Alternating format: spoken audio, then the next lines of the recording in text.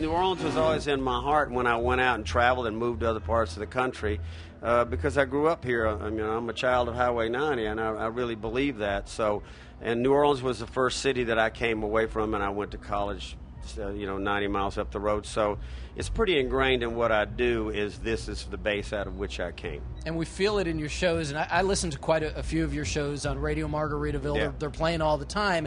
And I get the impression, with everything that you have done in your life, with the books and all the business and everything else, I still genuinely get the feeling listening to you play that you're at your happiest when you're on that stage bringing Summertime to everybody in the audience. It is. I mean, it's coming up. I mean, we got a beautiful day here.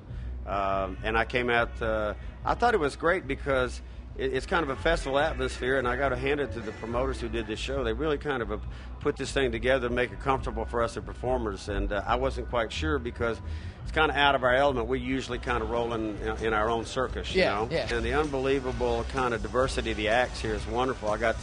I'm a big Black Keys fan. They wanna get mine. I love seeing bands that are playing live that have loyal followings that I've been fortunate enough to have for 40 years, because to be quite honest, there's a time where you think, where are the great live performers that are 20 years old? Yeah. Well, a lot of them are here this weekend. Absolutely. Black Keys among them. I was so thrilled to get a chance to not only speak with them exclusively like you and I are doing now, but to watch them perform. A band that sold out Madison Square Garden in 15 minutes. And that doesn't happen very often in life. It's a good feeling.